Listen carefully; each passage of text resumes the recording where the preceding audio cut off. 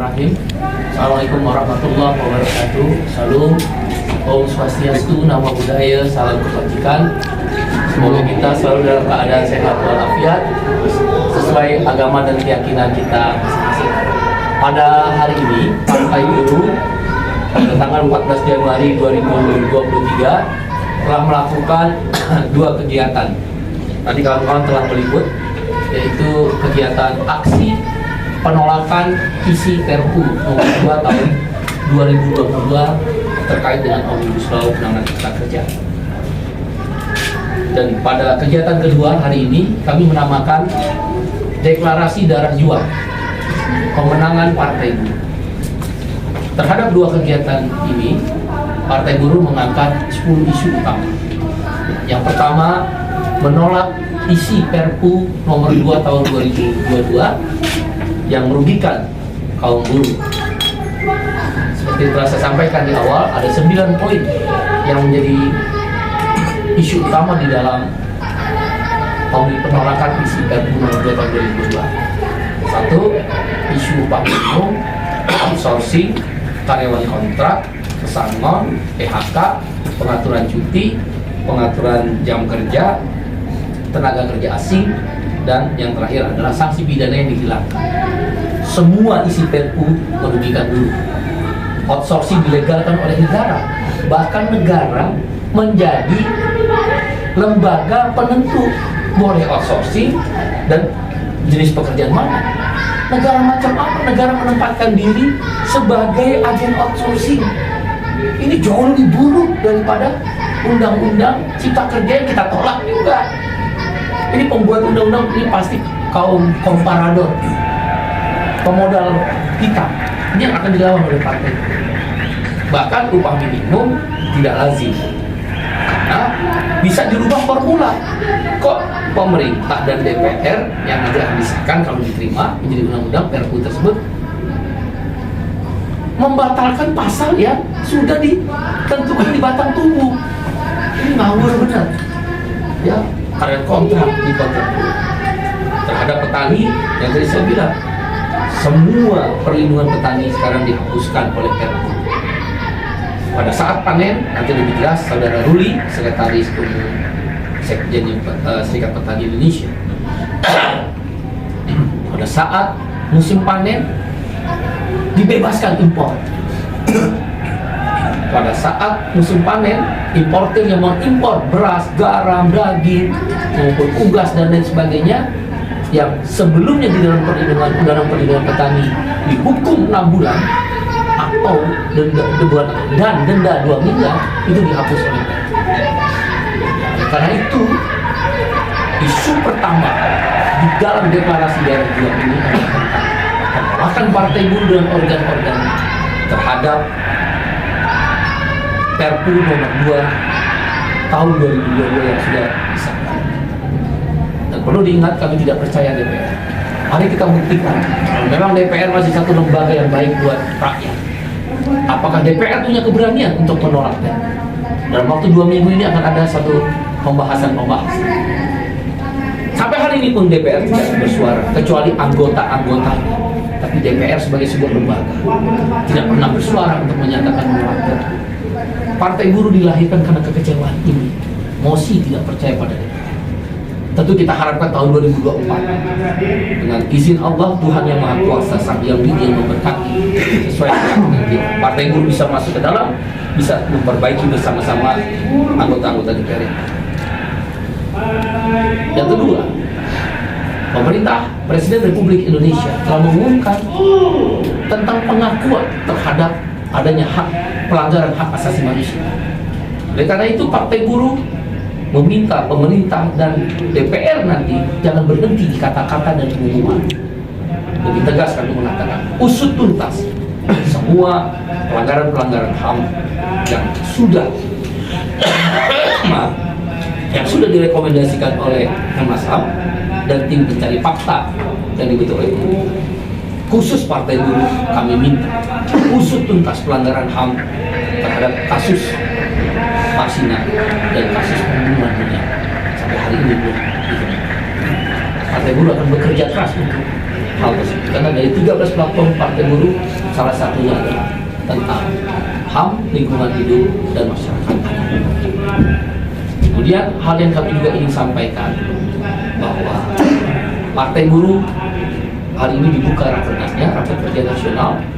Besok tanggal 15 sampai 17 Januari 2022 akan ada rakernas partai buruh di Hotel Ciputra Grogol. Kami mengundang kawan-kawan media untuk datang secara terbuka dan meliput suasana persidangan, maupun nanti kami akan melakukan konferensi pers terhadap hasil-hasil rakernas. Di dalam rakernas tentu akan dibahas satu perihal konsolidasi partai. Partai buruh sudah ada di 440 kabupaten kota. Di samping kanan saya, Saudara Ilham Shah, Bung Ilham Shah, adalah Ketua Badan Pemenangan Pemilu Partai Buruh. Beliau bersama, kami punya namanya tim khususnya di Ketua saya Salahuddin, akan menggenapkan 514 kabupaten kota. Di Partai Buruh dalam 2 bulan ke depan di Rakernas akan diputuskan menggenapkan 514 kabupaten kota. Kalau provinsi sudah genap 38 provinsi, termasuk 4 DOB ya, yang sudah kami bentuk kepengurusannya.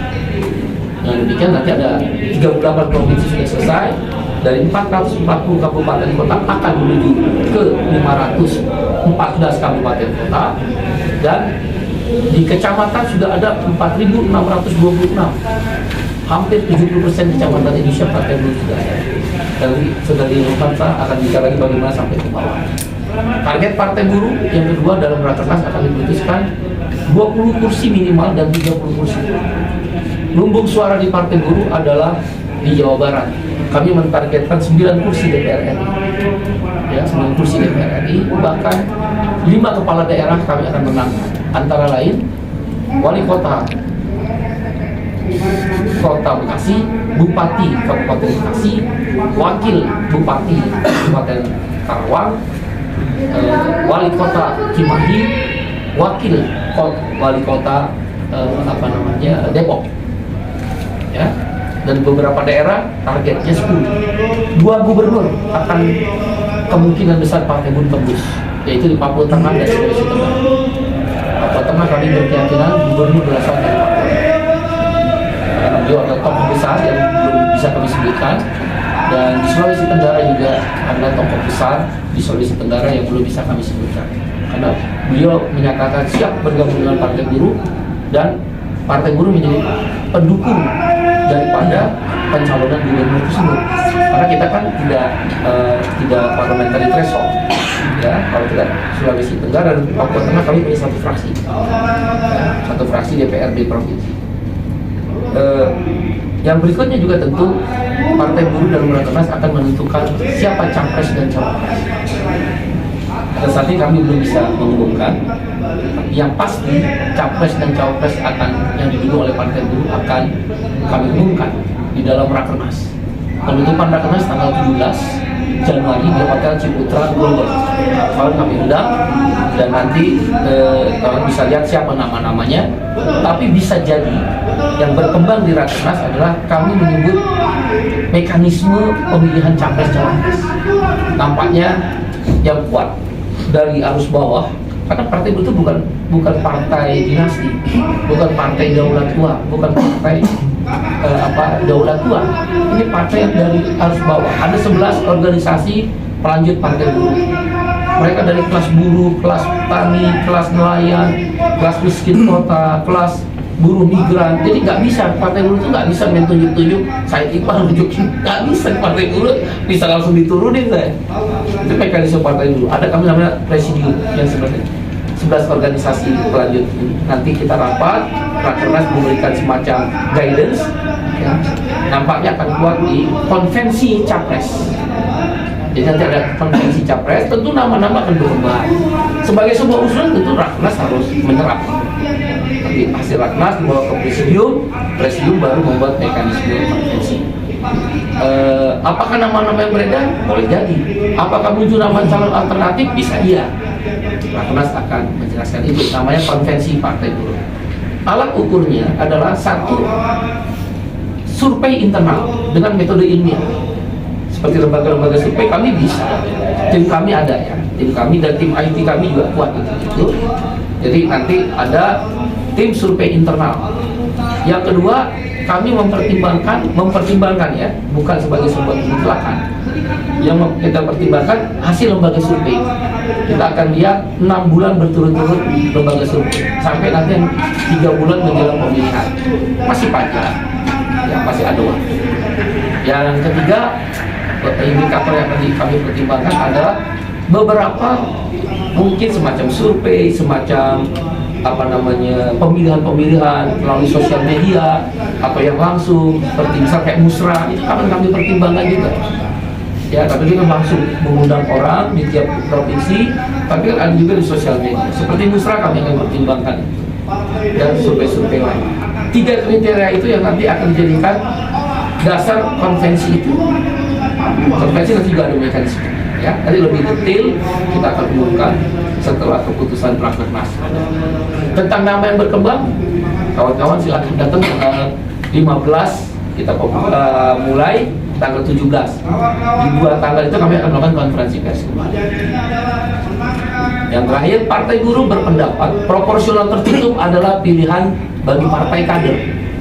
Partai Buruh adalah partai kader, partai massa.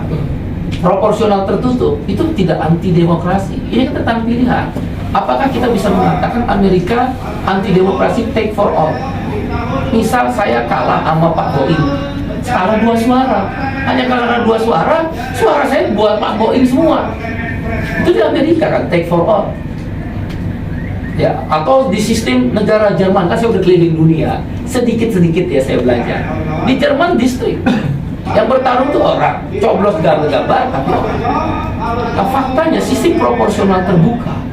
Pertama elitis, kader partai akhirnya bertarung dengan orang-orang yang punya uang, orang-orang yang punya karisma karena ketokohannya. Para nih kader udah bagus, ada ideologi. Makanya bagi partai kader, sistem proporsional terbuka kurang pas. Saya tidak mengatakan anti demokrasi, tidak, kurang pas. Di istilah akhirnya Anda bisa lihat Liputan 6 menyorot 67% anggota DPR RI adalah pengusaha, dan kita nggak tahu siapa yang punya uang, dia yang kuasa. Itu kita nggak daulat Tuhan, tidak daulat Tuhan. Tolong di situ ya, bukan dibenturkan anti demokrasi dan demokrasi. Masing-masing pilihan itu ada. Nah, bagi kami partai kader, memang proporsional tertutup lebih mencerminkan bahwa kader-kader terbaik. Tapi kami punya syarat, tidak yang dimaksud oleh PDIP dan PBB. Kan 2 partai yang sudah menyebut proporsional tertutup. Syaratnya adalah sebelum dilakukan pencoblosan, setiap partai politik dia harus memberi daftar nama ke KPU. Apakah 3 bulan, 4 bulan sebelum pencoblosan? Karena kan yang akan dicoblos adalah gambar kalau proporsional tertutup. Ya, karena kami kader, kami memang konsolidasi gambar. Nah, tapi sebelum itu, makanya tadi saya bilang proporsional tertutup bersyarat. Apa syaratnya? Setiap partai politik sebelum dilakukan pencoblosan menjelaskan, menyerahkan daftar nama, tetap nama Anda, nggak beli kucing dalam karung. Misal Partai Buruh di Jawa Barat 7, Dapil Jawa Barat 7, Saudara Ilham Shah, Saudara Said Iqbal, Saudara Ruli.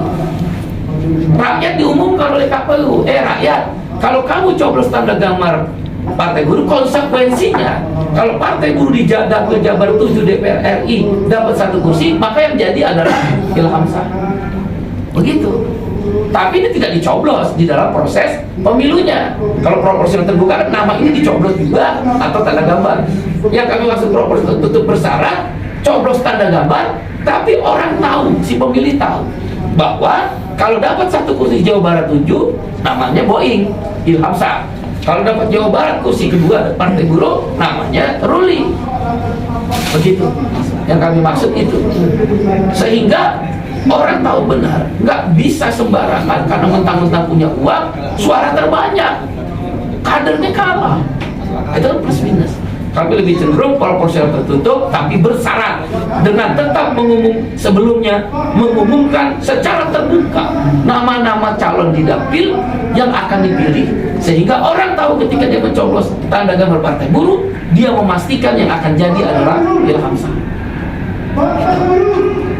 Ya itu yang akan kami diskusikan, dan kami meminta ASN janganlah menjadi apa itu PPPK, PPPS, apa itu? Petugas PPK ya, PPK atau PPS. Itu kan doktrinnya ASN itu pasti ikut atasan. Jangan main-main lagi. Kami mengingat pemilu bersih, pemilu jujur dan adil.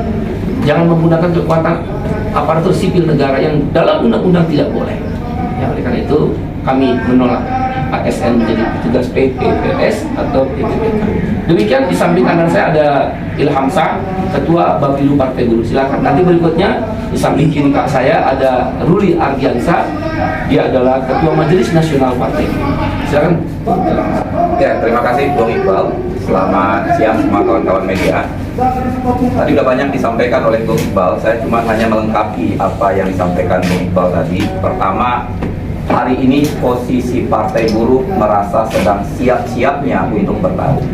Karena kenapa? Ini adalah penantian dari 20 tahun dari gerakan rakyat untuk mulai membangun partainya sendiri. Kami sedari awal mendedikasikan diri untuk partai untuk kelas pekerja. Kami mengatakan bahwa partai ini adalah partai gerakan.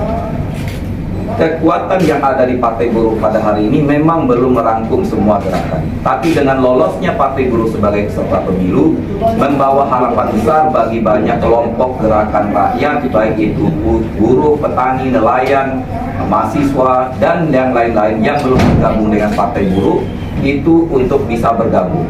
Kami sedang melakukan roadshow dengan berbagai macam organisasi, dan sambutan dari organisasi yang kami datangi itu sangat bagus dan memberikan dukungan untuk Partai Buruh.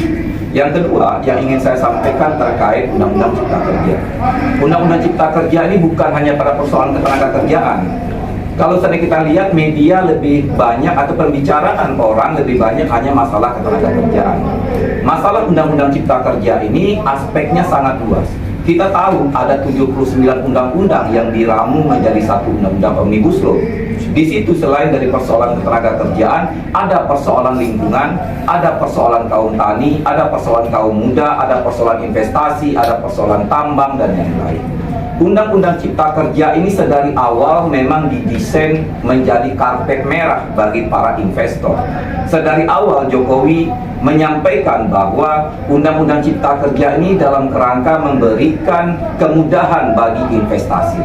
Kemudahan kepada investasi ini yang dimaksud adalah memenuhi segala keinginan yang menjadi prasyarat bagi investasi untuk masuk ke Indonesia, sehingga aturan hukum undang-undang yang sekiranya dianggap itu tidak melancarkan investasi tersebut, itulah yang direvisi, itulah yang diramu menjadi Undang-Undang Cipta Kerja. Tentu dengan penolakan kita terhadap Undang-Undang Cipta Kerja sama halnya dengan menolak Perpu pada hari ini, karena tidak ada perubahan secara substansi, atau kita sebut dengan ini Perpu tipu-tipu. Yang ketiga yang ingin saya sampaikan terkait tentang respon terhadap pernyataan Presiden beberapa waktu terakhir ini. Presiden mengatakan bahwa ada pernyataan pengakuan terhadap 12 kasus pelanggaran HAM yang selama ini sudah diperjuangkan oleh korban, oleh aktivis pro-demokrasi, aktivis HAM, untuk bagaimana negara mengusut tuntas.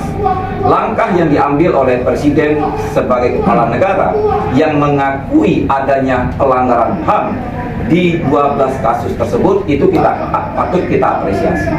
Tapi penyelesaian non-yudisial ini harus ditindaklanjuti menjadi proses yudisial. Artinya pengusutan secara tuntas kasus 12 kasus pelanggaran HAM ini melalui proses hukum itu tetap harus ditindaklanjuti.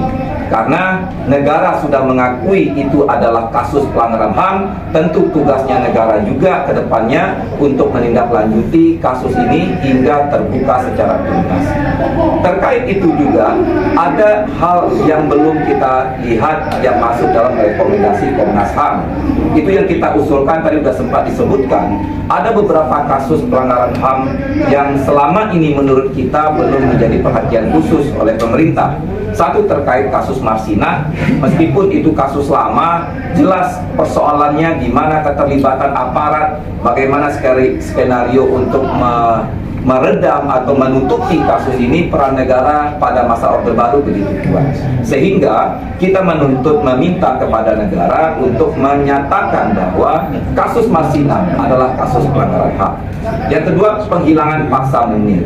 Ya, arsenik yang diberikan meskipun pengadilannya sudah menghukum si pelaku, tapi kita tidak tahu motifnya apa. Tentu ada motif politik yang lebih besar dalam penghinaan Munir. Yang ketiga, terkait kasus 27 Juli.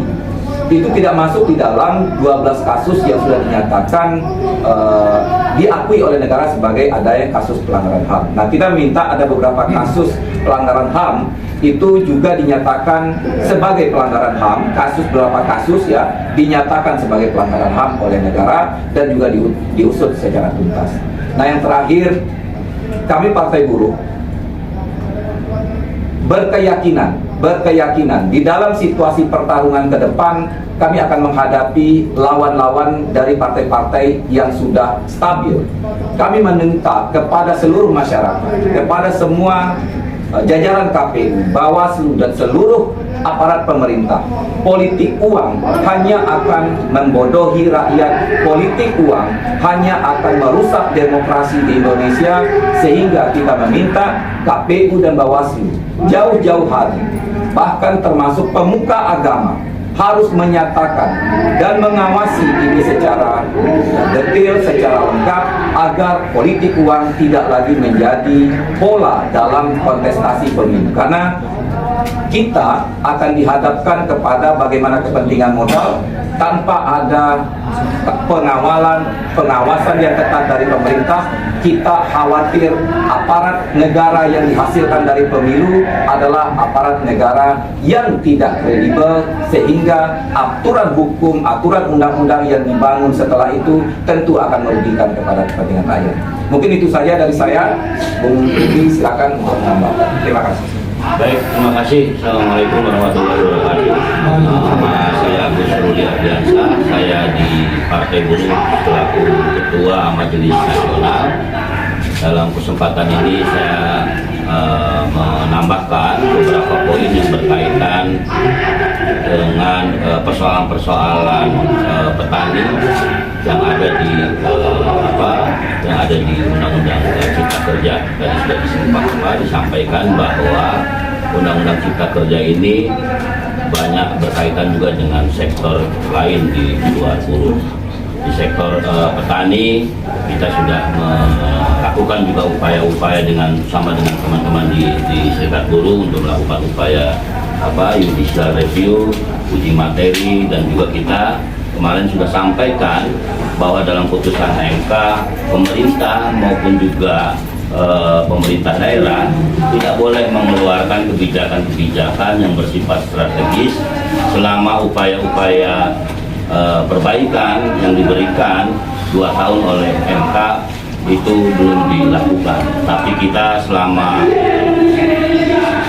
sampai saat ini masih juga melakukan dan menerbitkan kebijakan-kebijakan yang bersifat strategis. Kita sudah identifikasi dan kita sudah serahkan bahwa pemerintah telah melanggar dan juga sudah tidak mematuhi keputusan MK bahwa Undang-Undang Cipta Kerja ya inkonstitusional dan bersyarat dengan syarat harus diperbaiki dan tidak boleh mengeluarkan kebijakan-kebijakan yang strategis.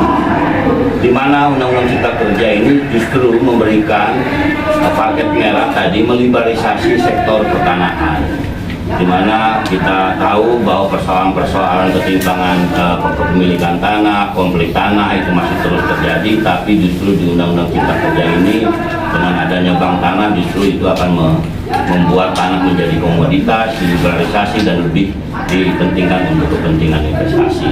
Begitu juga kebijakan-kebijakan impor.